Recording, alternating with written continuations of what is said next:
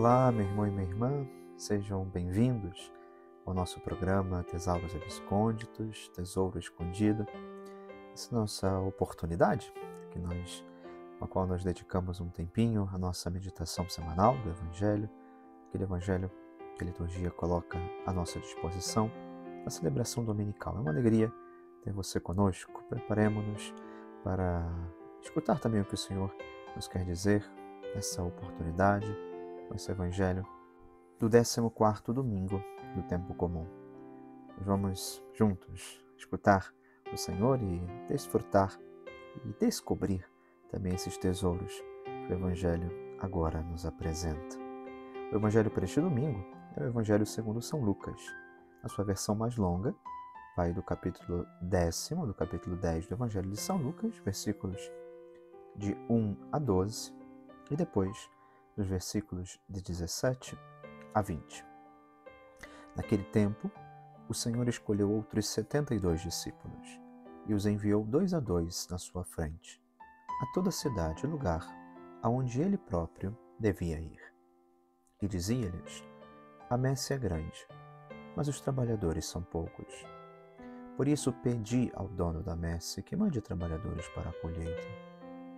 Eis que vos envio como cordeiros para o meio de lobos. Não leveis bolsa, nem sacola, nem sandálias, e não cumprimenteis ninguém pelo caminho. Em qualquer casa em que entrardes, dizei primeiro: a paz esteja nesta casa. Se ali morar um amigo da paz, a vossa paz repousará sobre ele? Se não, ela voltará para vós. Permanecei naquela mesma casa. Comei e bebei do que tiverem, porque o trabalhador merece o seu salário. Não passeis de casa em casa. Quando entrardes numa cidade e fordes bem recebidos, comei do que vos servirem. Curai os doentes que nela houver, e dizei ao povo: o reino de Deus está próximo de vós. Mas quando entrardes numa cidade e não fordes bem recebidos, saindo pelas ruas dizei: até a poeira de vossa cidade, que se apegou aos nossos pés, sacudimos contra vós. No entanto, sabei que o reino de Deus está próximo. Eu vos digo que naquele dia, Sodoma será tratada com menos rigor do que essa cidade. Os 72 voltaram muito contentes, dizendo: Senhor, até os demônios nos obedeceram por causa do teu nome. Jesus respondeu: eu vi Satanás cair do céu, como um relâmpago. Eu vos dei o poder de pisar em cima de cobras e escorpiões, e sobre toda a força do inimigo, e nada vos poderá fazer mal. Contudo, não vos alegreis porque os espíritos vos obedecem. Antes, ficai alegres porque vossos nomes estão escritos no céu. Pois, caríssimo irmão, o Evangelho que nós escutamos, o Evangelho deste domingo, está separado em 2 sessões. A primeira parte, este envio, o envio dos 72 discípulos, que 2 a 2 vão à frente do Senhor, vão a essas cidades que o Senhor depois visitará. E a segunda parte, a segunda sessão, logo depois no versículo 17, saltando do 12 para o 17, nós escutamos o que é a consequência, o que é este retorno dos discípulos e como eles contam como a realidade se desenvolveu nessa missão cumprida pelos enviados. Vamos ficar com alguns aspectos que são interessantes à nossa consideração, olhando desde o ponto de vista mais amplo, aquilo que a Igreja quis propor para a nossa meditação, porque dá aqui uma linha, considerando essas 2 realidades, uma linha sobre a paz que repousa sobre aquele que escuta, aquele que recebe a mensagem. De certa forma, a grande mensagem, o grande pensamento que perpassa os versículos, aqui separados pela liturgia para este domingo, falam dessa missão de evangelizar. Por isso, nosso Senhor já começa esse diálogo antes do envio dos discípulos, falando na necessidade de rezarmos, de pedirmos ao dono da messe que envie mais trabalhadores, considerando a grande colheita que se avizinha, aquele trabalho da messe, que nós também repetimos tantas vezes com a nossa oração, quando pedimos a Deus santos pastores. Nessa última semana que nós tivemos na nossa Diocese de Nova Friburgo, também a alegria de receber a notícia da nomeação de um novo bispo. Quanto não rezamos também nos últimos meses para que o Senhor nos enviasse um pastor segundo o seu coração. Isso é fruto também da oração constante da Igreja, rezar pelos trabalhadores, que são poucos, mas tão necessários nessa colheita, tão necessários nesse campo vasto onde o Senhor deseja ser anunciado, deseja ser comunicado aos corações. Nesse contexto do envio, penso também ser interessante destacar como a mensagem ela é repetida.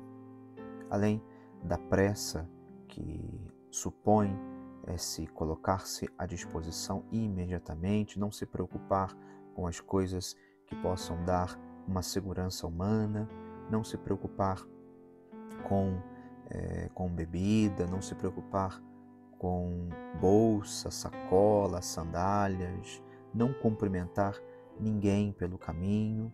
Isso nosso Senhor dá como prescrição, como recomendação àqueles que agora está enviando. Mas além dessa pressa, há uma mensagem que precisa ser anunciada. O reino de Deus está próximo de vós.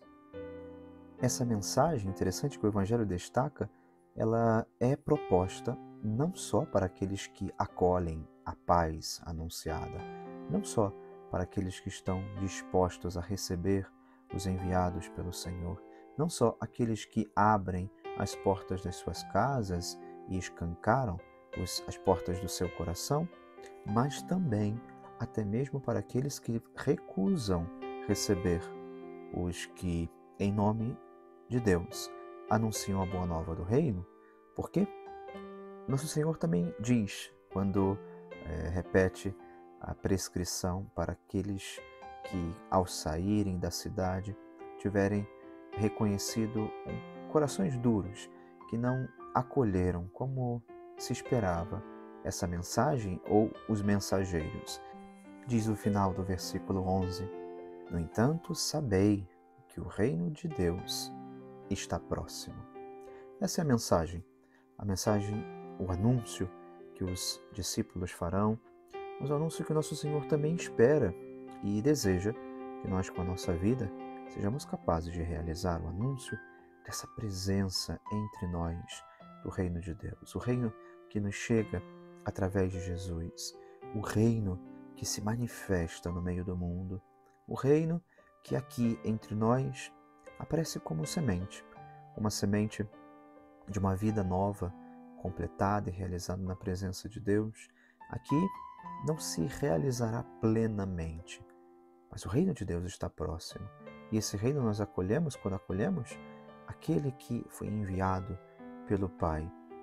Deus que nos criou sem necessidade da nossa colaboração, também pode nos salvar sem que nós viéssemos a intervir.